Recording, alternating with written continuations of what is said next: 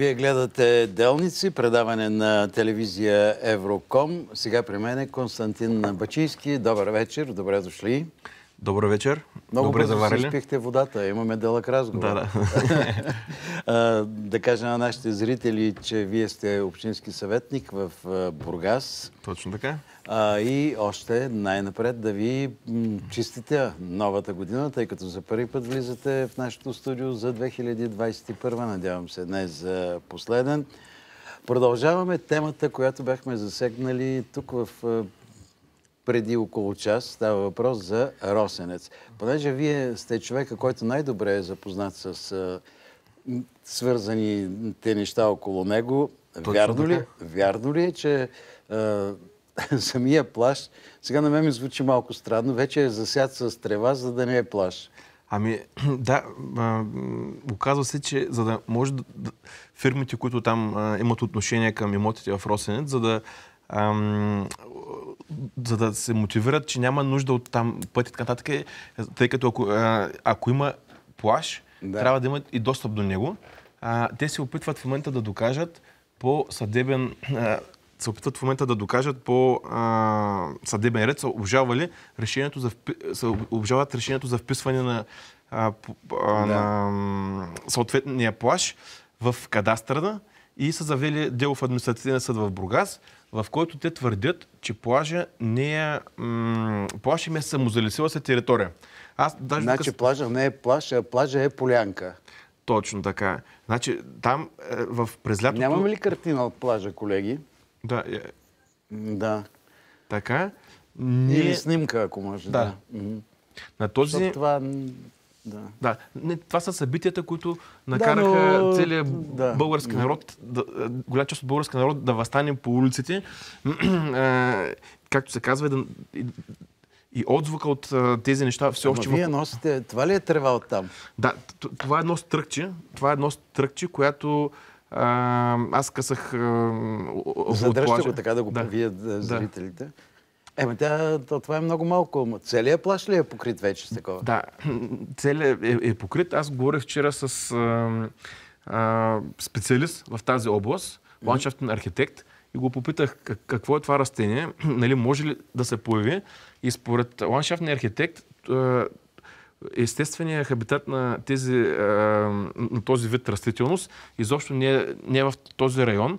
Обясниха ми, че е изкуствено залесено и обикновено такава растителност се слагала по крайбрежните хотели, където има неплодородна земя, за да може, нали, да верее. Аз казвам, че със същия успех можеше да засадят няколко кола с домати, да ни кажа, че те са саморасли се там, нали? Тоест, то няма... ходят на плажа, ядат домати, падат семки, реално, нали, това нещо няма как естествено да се е получило, но в момента, може би, разчитайки на добрите контакти в съдебната система, те ще се опитват да убедят с експерти чрез съда, че това не е плаж, да не бъде входиран. Но още по-интересното е развиването на казуса с пътя. Нали? Тоест, пътя е така или иначе много хора... Всички хора знаят, нали, че пътя беше даден в частни ръце. Впоследствие Общинския съвет си отмени решението. Аз и още един колега бяхме входирали в Общинския съвет решение за връщане на пътя отново в общинска собственост. Само че мнозинството на ГЕРБ отвърли нашата докладна записка и входира собствена докладна записка, която, за съжаление, обаче беше оставена с много пропуски. Аз на Общинския съвет обясних на колегите от ГЕРБ, им казах, надявам се, че тези пропуски сте ги направили отбързани, а не умишлено. Дайте да ги отстраним, за да не бъде атакувано решението. Но в последствие какво се оказа? Всички тези предложения бяха отвърлени и фирмите, които стопанисват имотите, в момента обжалват оттеглянето на решението за връщане на пътя в общинска собственост, нали, в публична собственост, точно на базата на тези пропуски. Но най-големият проблем е това, че община Бургас не иска да се защитава и най-големите козови, които тя има, нали, за обявяване на решението за нищожно, това от април месец за даването, тя не иска да го приложи, защото юристите на общината твърдят, нали, по тяхни думи, че те трябва ли да защитават решението за даване на пътя в частни ръце. Тоест община Бургас и Общинския съвет в Бургас явно все още не е възприел тезата, че този път трябва да остане общински и, нали, вероятно имат... Тоест, през тяхните глави минава идеята, че може би в някакъв момент той трябва да се върне отново в частни ръце. Тоест, тук се разчита на принципа, че всяко чудо за 3 дни нещо ще очуваме и хората ще го забравят. Но ние там, тези хора, които сме на местна почва и работим, не го забравяме. Работим по този казус много преди да се разшуми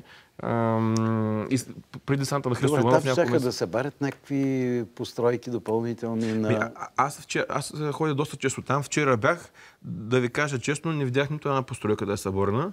Да. Има заповед за събаряне на тези постройки. Между другото, голямата си част е незаконна, включително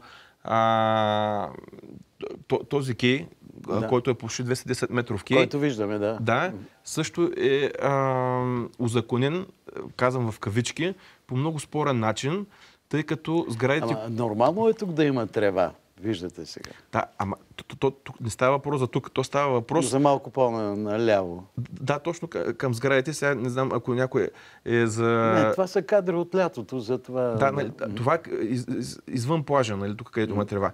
А там, където говорим на самите сараи, нали, пясъка е много хубав. Аз лично там съм ходил лятото няколко пъти на плаж. Но сега не можете ли да ходите? Бях вчера там, но е малко студено за плаж да ходим. Мисълта ми е да посещавате това място. Успяхме да се преборим, да няма ограда, да няма бариера. Вече е възможно свободният достъп на хора. Между другото, това е пътя, който се твърдеше от общината, че път нямало. Да. Нали? Но в момента виждате, даже на този кадър съм точно на този път, който ни се обясняваше, че няма път. Нали? Тоест, че този път е мираж един вид. Нали? Тук път не съществувало. Да. Нали? Ето тук това е в подножието, където почва плажната ивица. Плажа го видяхме за малко, да. Да, т.е.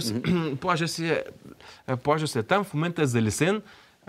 Между другото ще направим една кампания за... Как сега плажа залесен?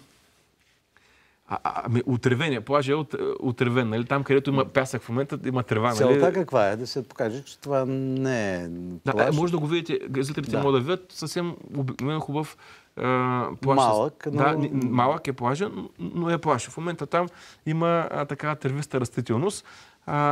Надявам се в съдебната система да има здраво мислещи хора, нали, съответно експертите, които назначават, да докажат, че това е умишлено направено, за да може този плаж да се картографира и съответно да бъде защитен от закона. Като защитена територия. Да, всички плажове имат те са изключително публична държавна собственост и те са защитени по закон. Тоест не може да бъдат извършени определен тип разпоредителни сделки с тях. Между другото, там на Росенец, това, че плажа тук го има, тук го няма, нали, то не е станало, защото аз казвам, че Росенец е българския Бермудски триъгълник. Там има сгради, които ние ги виждаме отзади, обаче ги няма на кадастъра. Виждаме кейове, които не съществуваха до преди 2 години, но по документи се водят от 80-те години, от 30-40 години се водят, че съществуват. Там е едно място, в което се изкривява законността и време и пространството. Вие сте от партия Средна европейска класа, нали така беше? Точно така. Така. Тази средна европейска класа по какъв начин ще се организира за предстоящите избори, защото за да има ефект от това, което вие сте започнали, все пак трябва да има ваши представители и в българския парламент по някакъв начин, където се създават законите, където се отстояват тези неща. Да. Иначе ще си останем пак на ниво телевизионни и радиостудия. То не е само на база телевизионни радиостудия, защото ние сме реално образно казано на фронта в кавички, нали, метафорично го казвам, защото Росенец е само една от битките, които ние започнахме. Реално за предстоящите избори все още обсъждаме варианти за партньорство с различни други партии и формации. Не сме взели още решение в какъв състав ще се явяваме на предстоящите парламентарни избори, но надявам се това да стане съвсем скоро. Търсим възможност да се партнираме с хора, които се борят, които се борят да дадат нещо от себе си в политиката, не нещо да вземат. Защо го казвам това нещо? Защото да се прави истинска политика, за да може да съществува истинската политика, първо трябва да има върховенство на морала. Ако няма върховенство на морала, политиките, които се правят, те са... Добре, какво стана с плана Бачийски? Работим за неговата реализация. COVID-кризата по един или по друг начин забави икономическата дейност не само в България и в цял свят. И за съжаление, нещата се случват с по-бавна скорост от тази, която искаме да бъдем. Имаме желание да се случат нещата, но така или иначе ние работим точка по точка. Даже днеска имахме разговор в тази посока и се надявам се съвсем скоро да може да обявим една от следващите стъпки в неговата реализация. Какво става сега с водата за Бургас? Тези дни нещо Емил Димитров беше доста възмутен от някои изказвания на варненски представители на управляващите. Казусът с водата е много интересен, защото това не е нещо ново. Това, че има вероятна криза с водата би могло да има, се знае от около една година. Но през почти цялата тази година реално не се видяха никакви ефективни мерки. И най-интересното е, че когато изборите наближиха, т.е. останаха 3-4 месеца, изведнъж се каза, няма време, може да имаме проблем с водата, въпреки че в язовира имаше над 100 милиона кубика вода. Кой е язовир? Камче? В Камче. Да. В момента, когато ревизорът каза, имаме проблем с водата, в язовир Камче имаше 104 милиона кубични метра. Разбира се, той има мъртъв обем. Някаква част е мъртъв обем. Но и в един момент се оказа, че няма време. Трябва без да имаме обществени поръчки да възлагаме 60, 70 или 100 милиона, някой да ги изпълнява. Затова трябваше да бъде обявено, мисля, бедствено положение в... Да, оказа се, че в закона, областния управител каза, че в закона има възможност при такива извънредни ситуации, без да има извънредно положение, да се мине на пряко договаряне. Да. Между другото, обаче, благодарение на природата, в този язовир само за последния месец влязаха още едни 20 милиона кубични метра вода и се оказа, че няма никаква спешност. Само, че процедурите по директно договаряне продължават. Защо продължават? За мен, вероятно, тук въпросът е как едни комисионни от едни обществени поръчки да влезат преди изборите в дадени партийни каси. Между другото, като сещате, имаше напрежение между Министерството между МРРБ, МОСВ, имаше напрежение между министрите. В парламента това беше в края на ноември месец. Според мен това напрежение, аз подозирам, че е възможно това напрежение да идва в борбата в коя партийна каса да влезат съответните комисионни. За това... Каквото и да говорим, винаги става въпрос за пари. За пари, да.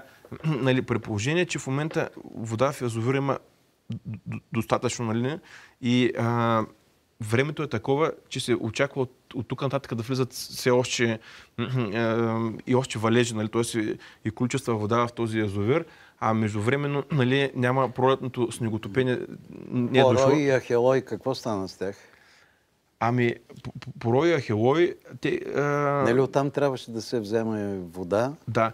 Те, между другото, тяхните стени имат нужда от сериозен ремонт. Аз не виждам как в такива кратки срокове, там за месец-два, биха могли да се възстановят тези язовирни стени. Затова казвам, че самото съоръжение и самата идея да се налият тези милиони толкова за кратко време, реално не се вижда реалният ефект, който ще настъпи за Бургаска област. Град Бургас черпи около 3,5 милиона литра кубика вода на месец. А в момента в язовира има 124 милиона кубика. Вие сами може да сметнете нали, за колко време има напред вода. Да, Варна също взима около 2 милиона и половина, но те намалиха там количествата. Значи, всички тези мероприятия биха могли да минат по закон за обществени поръчки. Трябва да се направи, защото може би този проблем е едно предупреждение на природата, че може да има и по-сериозни проблеми. И ако сега не се решат тези, както вие казвате, наистина сериозни задачи пред общината. Само да ви кажа, че на последната извънредна сесия, която беше в Общинския съвет в Бургас, на която се обсъждаше проблемите с водата, се каза, че загубите в ВиК мрежата са около 50% в ВиК Бургас. Тоест, тези пари, ако се инвестират разумно в подобряване на ВиК мрежата, вероятно ще имаме много по-голям ефект, отколкото двата малки язовира, които в обявяването, в момента на обявяване на тяхното присъединяване бяха полупразни също. Тоест, количествата вода, които стигаха за около 2 месеца и половина. Тоест, тези 60 милиона лева, които ще се наливат, базови, а ние знаем в Перник, тя сумата нали, нарасна доста. Нали, тук се говори, че сумата също би могла да нарасне на 60 милиона лева. Точно тези пари не са ефективни, т.е. толкова похарченето на толкова много пари не оправдава количеството вода, което би могло да бъде получено от тях към настоящия момент. Язовирите, понеже не бяха пълни. Така че за мен тук по-скоро въпросът е политико-икономически и най-вече въпрос на усвояване от фирми близки до управлението. Споменахте политико-икономически. Как виждате предстоящите избори? Как би трябвало да се подготви една политическа структура, за да има успех според това, защото ситуацията е доста сложна? Тук по-важният въпрос според мен не е как една политическа формация... Как ще мотивира тогава хората да гласуват за... Различните партии имат различна аудитория и мотивират по различен начин хората, но тук по-важното нещо е какво следва след тези избори. То зависи кой ще ги... Точно така. Нали, каква конфигурация може да се направи между силите, които влизат в следващия парламент за съставяне на правителство? Това е въпросът, защото от това правителство ще зависи курса на България. Дали всичко ще продължи по-старому, нали, или може да очакваме някаква промяна. Тоест, дали ще имаме подмяна просто на актьорите, които са на театралната сцена, нали, т.е. дали ще имаме само подмяна. Ако спектакъл е изиграл своята роля, ще има смяна и на актьорите. Да, т.е. интересно тук дали спектакъл ще същи с други актьори или ще сменяме спектакъла. Нали, ние ще спуснем завесата наука и отворим и видим същите изпълнители. Да, те може да са различни, но спектакъла да бъде същия. Да. Тоест, много по-важен е въпроса кои ще са политическите субекти, които ще влязат в следващия парламент и какви са възможните конфигурации за следващото правителство. И аз пак казвам, ако всичко продължи по-старому, нали, с нови играчи, то всичко е горко на България.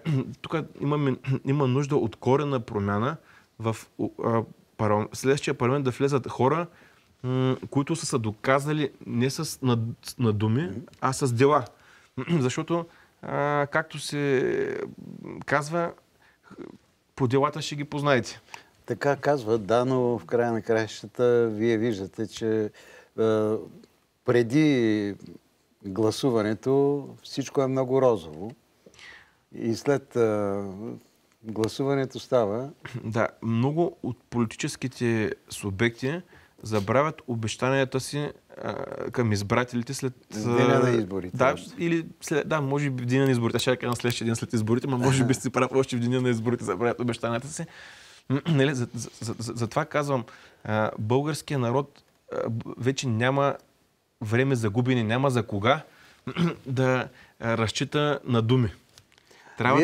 Вие сте един човек, който упорито се бори за решаване на проблеми, упорито заставате и срещу управата на града в дадени моменти. Не е ли малко трудно да се борите с кмет и с общинска администрация, която се води едва ли не за витрината на ГЕРБ в Бургас?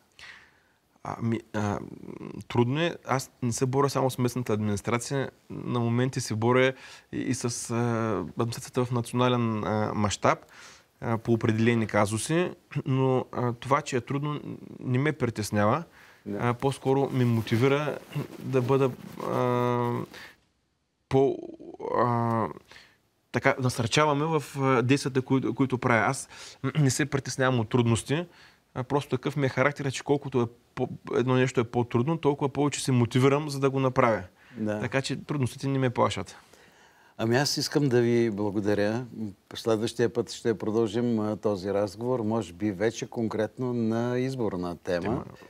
Благодаря ви, господин Бачийски. Желая ви успех. Тази тревичка трябва да я засадим някъде. Да, мога да ви оставя. Няма къде. Ако я засадим, тук студиото ще заприлича на един зелен килим. Благодаря ви много за гостуването. Време за реклама.